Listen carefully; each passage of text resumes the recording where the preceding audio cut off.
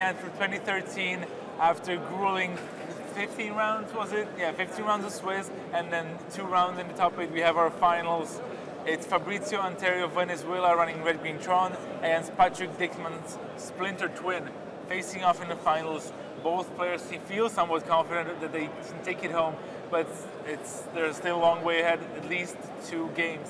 We hopefully get to see 3, because more games means more magic, means more fun, and this has been a great tournament. What have you liked so far the most, Moraine? I think what surprised me the most was the living end decks. What I've liked the most is how wide the format is, how many decks we've seen in the feature match area, how old decks can come back, how new decks keep performing, how crazy things can happen. Just great magic overall. Yeah, I think sometimes the variety of the format gets some bad press, but we saw it was super healthy. 6 different archetypes in the top 8, ranging from Splinter Twin and Red Green Tron that we have in the finals, of course, but there was another Splinter Twin deck which was a bit different from the one we have in the finals. There was Affinity, where we had 2 living ends, actually 1 making it into the semi-finals, 1 losing in the quarters. We also have John, as you would expect, also falling in the semi-finals. And finally, we did have, what was the last deck? Infect. Infect, yeah. That also surprised a lot of people. I certainly wasn't expecting Infect, even though you did have it in your Modern seminar on Friday, and we featured it out on Saturday as well. Make sure to check out our Twitch archive if you wanna learn something about Modern. And we're heading down. You see the big crowd around Fabrizio Anteri and Patrick Dickmann there. Loads of friends watching in anticipation to see who wins. Fabrizio was very confident. He wanted he prefers playing against Splinter Twin than playing against Living End. He does have a fair amount of sideboard cards to hate out the Tron deck, but I think Patrick Dickmann has already shown that he's quite good at playing his deck in this format. Yeah, both these players been just showing how good they are at what they do.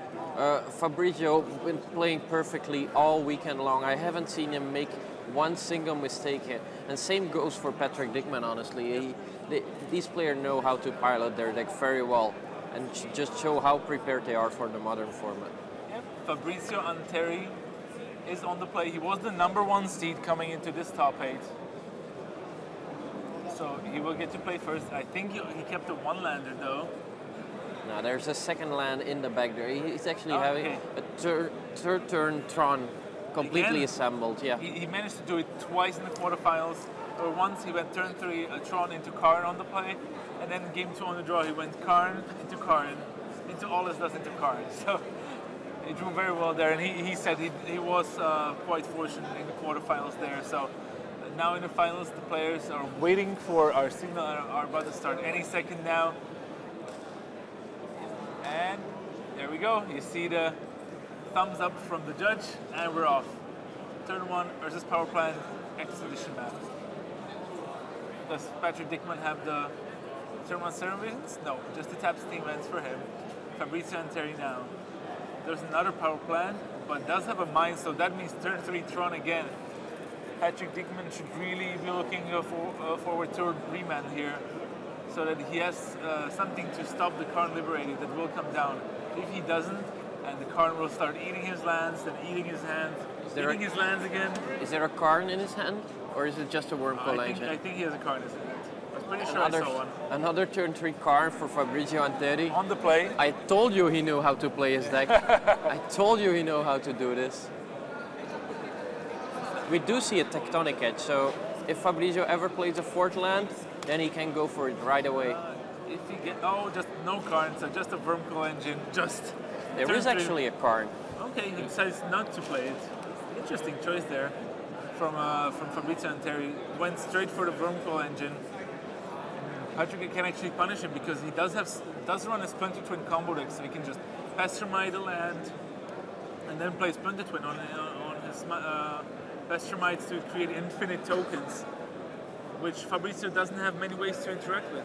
You know what? I am surprised there by Fabrizio not playing the Karn, the Silver Golem. And also a little bit surprised that Patrick Dickmann is not tapping a land here. Yeah. This opens up a window for Fabrizio just to play out his Karn Silver Golem. Yeah, I think he was surprised because he probably would have expected Karn to be played immediately, and now the Karn will definitely eat a land because Patrick knows that if he just goes for the exiling of a card, Patrick can just play Pestermite, untap, play a land, and split the twin for infinite tokens. So he definitely wants to make sure that that doesn't happen. Oh, he does exile a card. He's playing a risky game here.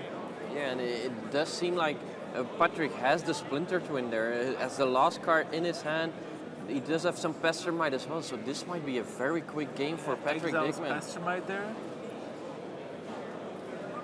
Yeah, so the Chromatic Sphere gets cycled for green mana card and an Ancient Stirrings for Fabrizio.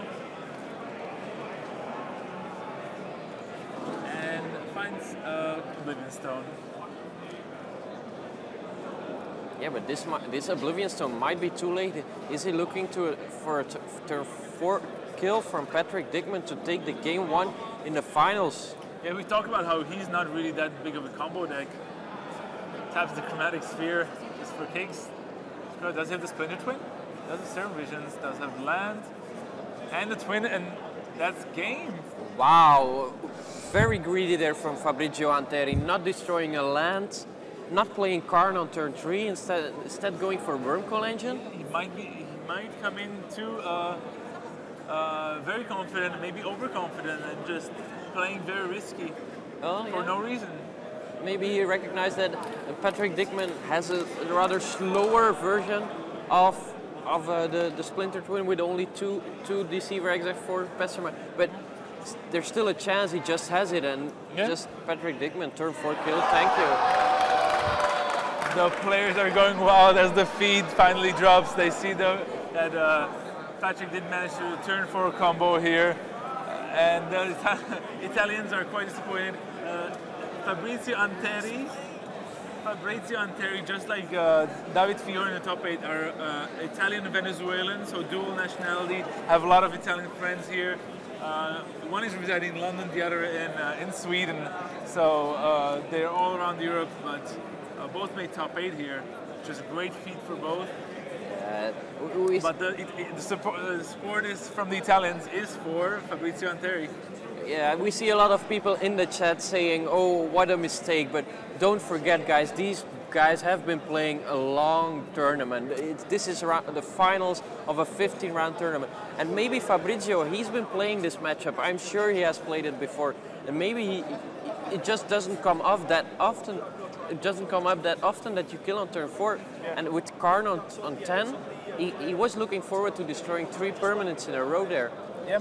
Remember, Patrick Dickmann is the brother of Fabian Dickmann, who managed to get to the finals of Grand Prix Bochum exactly this time last year, losing out to eventual winner Martin Juza, who is still here.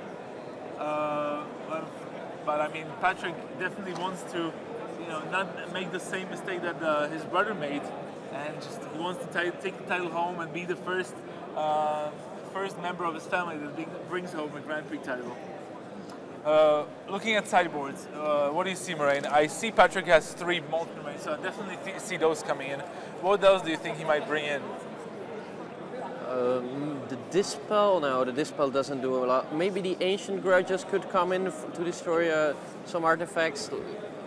Oblivion Stone is quite problematic once it hits play, and Fabrizio just sits on 5 mana, so Ancient Grudge is definitely a possibility.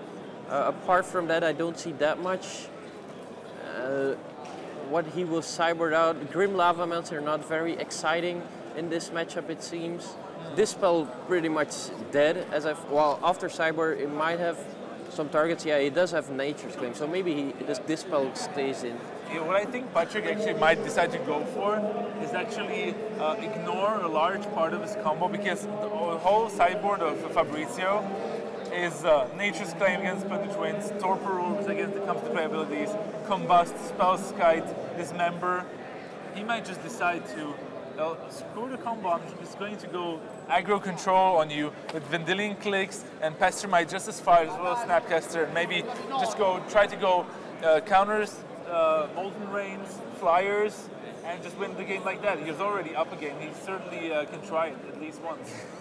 Well, finals of a GP. This is no time for trying. I'm sure Frederick Dickmann knows what he's doing, and he will have a plan ready. Ancient Grudge is going to be very crucial as it handles both Spellskite and Torpor Orb from Fabrizio Anteri. So these are definitely coming in. There you see players shuffling intently for game 2. It's going to be very tough. Fabrizio, by bringing in a lot of cards for this matchup, I mean, he does have a lot of sideboard out. He has the 4 Pyroclasm, which are otherwise useless. He can also side out the Relic of Progenitors, which is also quite useless. So that's already 7 cards, where he can bring in the Nature's Claim, the Torpor Orb, the Combust. Also maybe add in another Dismember for a card like All Is Death, which is also quite useless in this matchup. And so he just has to bring in the hate anyway. Doesn't have many choices there on how he wants to approach this. But Patrick Dickmann can just go aggro control with all his Pestermite, Snapcasters, Vendilion Clicks. Just board out Splinter Twins, board out Deceiver Exarchs, and board in Molten Raids. Maybe an Ancient Grudges, or maybe even another Grim Lavamancer if he wants to burn Fabrizio Anteri out. We'll see what happens here. Now, Fabrizio does have the advantage that he can sideboard out his bad cards. Yep. Pyroclasm, not very good. The Ulamog will get tapped down, so he's going to sideboard that one out. Emrakul in his sideboard not coming in this matchup, since in Pestermite and Deceiver Exit just tap it down. His sideboard is very powerful, so he's probably hoping to capitalize on that one. Let's see, so players are almost ready, so the last few shuffles, and we get started with game 2 of GP Antwerp 2013.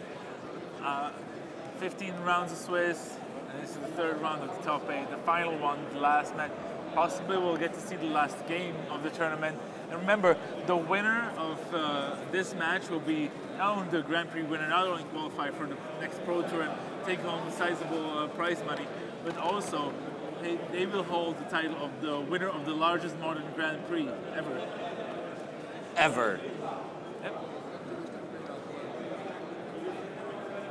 So, turn 1 Urza's Mind into Chromatic Star for Fabrizio Anteri, who's against the ropes now, has to win 2 in a row.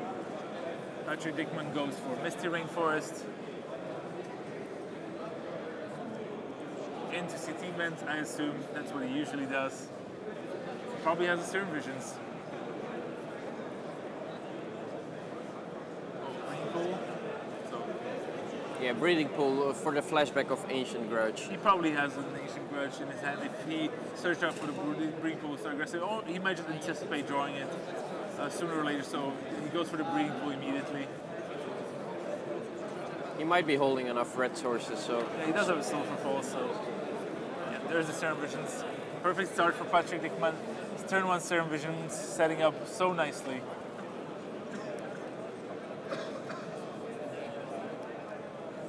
Draws a Mountain, so there's the boosters. I see Deceiver Exarch, so he didn't board out his combo. He does have a Remand as well, and now gets to Scry. Snapcaster made the Molten Rain. He definitely wants to keep the Molten Rain. That has treated him well in the past, and especially if he can turn to Remand the spell. Yeah, and then Molten Rain. Molten Rain, one of the lands, that would be his ideal, because Fabrizio Anteri has been known to have turn 3 Tron very, very early. Fabrizio turn 3 Tron Anteri, we call him in the hall. Here's the Sylvan Scrying, so yeah, turn 3 Tron will happen. Let's just see if he has something to follow it up with. Patrick Dickmann does have a Remand in his hand, does have an untapped land, so he will be able to Remand the next spell, and then Molten Rain away one of the lands, so he won't be that far behind, but Fabrizio can find a replacement land. His deck has so much resilience with this. Yeah, with a lot of tutors, and we've said it enough. Yeah. The red-green Tron deck has like 12 tutors that search you for the missing Tron piece, and most of the time attacking the lands is not the perfect way to. Yeah, there's stop the turn it. 3 Karn, but turn 2 Remand from Patrick puts the Karn back into his hand. Patrick drawing the Snapcaster now. Draws an island as well, so now he can play Mountain. Molten Rain away I'm guessing the Urza's Tower. That's what you usually do. Well, what I usually do is destroy the land that was last searched for. Okay. Because that was clearly the land he was missing. Yep. And the tower was played as a second land. It might be possible that Fabrizio had a second tower. Yep. So I would destroy the power plant here, since that was the card that was searched for with Silver's Crying. Here's the Molten Rain, and it targets the power plant. 1-0 for Marin. 1-0. I think you're up quite a lot. There's a Spellskite, a forest only, but an expedition map to find a replacement piece. So Patrick Dickmann maybe will be forced to Snapcaster Remand again. There's a Pester. I think there's a Splinter Twin as well. And this game could be very quick once again. Yeah. This time Fabrizio does have a Spellskite in hand, and if that one enters play, Splinter Twin is not an option anymore. The thing is, if now Fabrizio goes for the Karn, Patrick can play Pestermite or Deceiver Exarch, untap his land, and remand the Karn back to his hand, and then combo kill off on his turn. You see, Patrick Dickmann is quite anxious, and can he overshadow his brother and take the win here?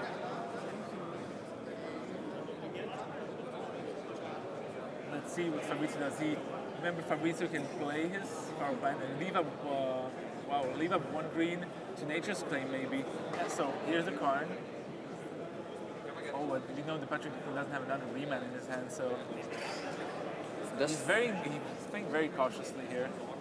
So Snapcaster Mage, pull it into Remand, so drawing 1 more card.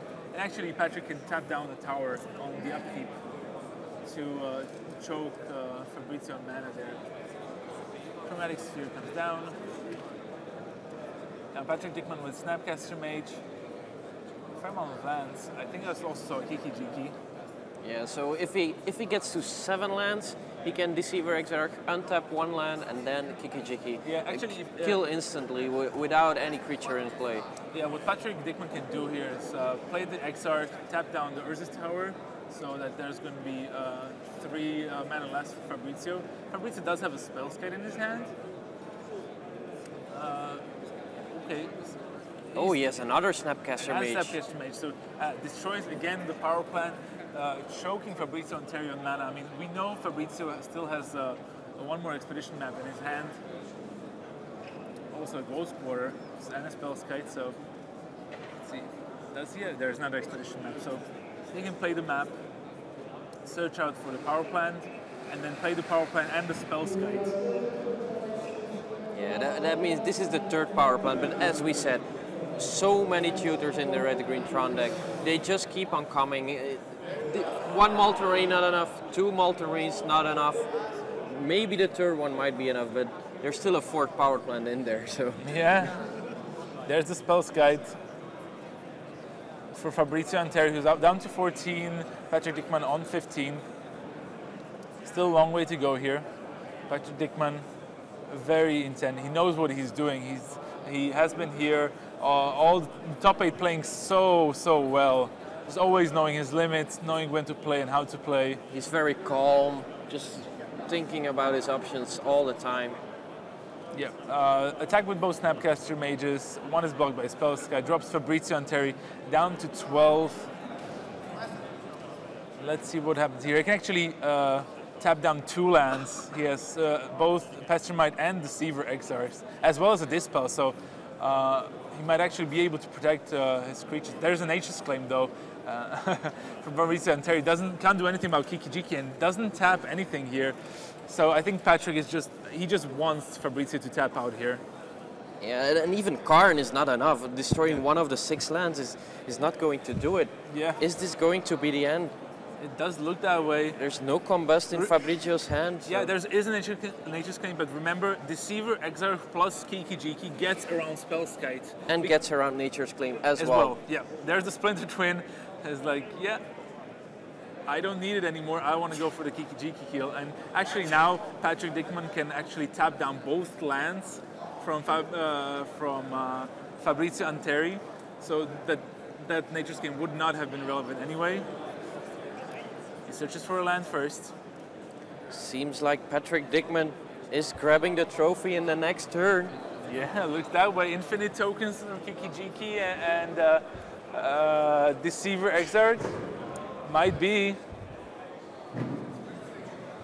Writing's on the wall. Let's see how Patrick Dickmann plays it. We've known that he has been erking on the safe side, playing very conservatively.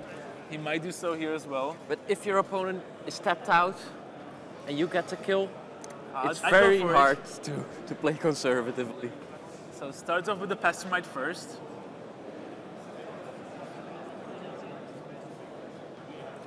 No, the Chronic Sphere gives Fabrizio Anteri any kind of mana, even blue for the Spellskite if you wanted to, or even red for the Combust that we know that are in the sideboard. And then once you tap down the forest, that looks like that resolved. Now Deceiver Exarch says untap target permanent I control. Yep, or tap target permanent your opponent's control. Yep. So the Pestermite wouldn't have been enough, but yep. the Deceiver Exarch plus the Kiki is enough. That means that Fabrizio Anteri decided to redirect the ability to Spellskite, but once Patrick chooses the mode of untap a creature I control, he's laughing nervously, but he knows he has the win. He just has to tap right. And he even has Dispel in case something crazy happens. There's the Kiki, there's the handshake, and Patrick Dickmann is the Grand Prix Antwerp 2013 champion with Splinter Twin. Splinter Twin taking down a GP, who would have thought? After such a long time, after a Pro Tour 2 years ago, Splinter Twin did not manage to win any titles, but here we are. Patrick Dickmann, 2-0 in the finals. He's got it in the bag, and now he's got the trophy, he's got the qualification, and he is the winner of the biggest modern GP ever. And he played very, very well. He didn't make a single mistake. Sculpts out the perfect draws. Double Molten Rain there to keep back the card for quite some turns. Remand. There we have the crowd. They're happy for Patrick Dickmann. Yeah, loud claps. There you have the champion. Congratulations from the judge. Yeah, looks nervous in the camera, doesn't know what to do, but we'll get him in the booth for an interview shortly. Yeah. Not the most assured Grand Prix champion ever, but it's his first title. I wonder what his biggest other win is. I'll definitely ask him. So, but a very worthy winner. Patrick Dickmann has played super well in this top 8 after getting the concession in the last round of the Swiss, where it would eliminate both players. Retro Sermani has to be very happy about that concession because Patrick Dickmann went on to demolish the top 8 with 3 straight wins, just dropping only 1 game, I think. And it just shows Splinter Twin can still win in a format full of Abrupt Decay. Yeah. And there's no Spellskite, there's no Mizzium Skin. Yeah, he doesn't play any of these cards, and why would he? If your opponent's loaded up on these kind of spell, Patrick can just look at your hand with Peek, sees that, oh, you have all this, so I'll just start attacking. Pestermite, yeah, let's attack for 2. Then Link, let's attack for 2. For 3. Grim Lavamancer, let's just burn you out from 20. Why not? He can do it. His deck was very well tuned, and well done to him. Well done. And 2 Deceiver Exarch. I mean, who plays a Splinter Twin deck with 2 Deceiver Exarch? And 4 Pestermite. That's what basically shows that Pestermite seems like the weaker card because it dies Lightning Bolt and Deceiver Exarch doesn't, but it worked really well for him now. Yeah, certainly did. Just can't stress enough how much work he put into his deck list, together with his twin brother, tweaking the perfect twin deck. Great story. Wow. There he is. He's coming to join us. I'll have to go away again. Just for a moment. Yeah. It's always the same. Always the same. But we'll be back to wrap up the tournament shortly. So don't worry, we'll see you back. But it's been a great GP. Lots of great players doing well. And even though the top 8 might not have been full of known players. See you later. You'll be back soon. Might not have been full of known players. It still was some fantastic plays throughout the players. So, hey, Hi. Grand Prix champion, sit down. Hi. Congratulations. Thank you very much. Well done. Okay. We talked about in the top 8 quite a lot about your twin brother making the finals of Grand Prix Bochum almost to this day last year. Oh, really? Oh, I didn't know that, but yeah, I think so. Yeah, he October. lost in the finals to Mark News. Yeah. You overshadow him now. How does it feel to win a Grand Prix? Oh, this feels awesome. Definitely awesome. Very, very happy that I won this. Yeah. I mean, what was your biggest win before? 25th place at Proto Nagoya. Oh, that's pretty decent. I think 2010 or 2011, I'm not sure.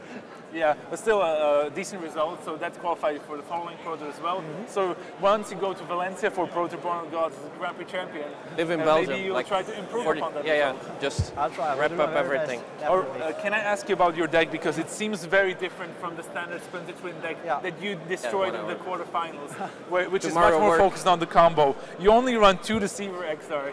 Yeah, that's true. Why? What was your reasoning behind this deck? Well, once I realized that I win more than half of my games by not ever doing the combo, but in fact just attacking with Pastomize and grinding them out with Snap and Custom Age, I decided that it's time to make the cards on Deceiver XRs, which I merely use in combo matchups. Sure. And go up to 4 Pastomize, and it worked well. Yeah. How would you? What would you say? How many times did you win with the combo and win with the aggro?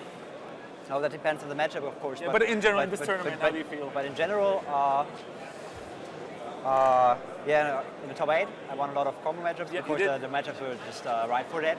But over the course of the day, I'd say maybe it's even, about even. Even? Yeah, 50-50. About even, 50-50. Yeah, your deck does seem to be well positioned, and we very liked your transition into a control deck, especially in the mirror match in the quarterfinals. Yeah. You just had many more lands, many more control cards, just a lot of cantrips to get through your cards, and it was very well played.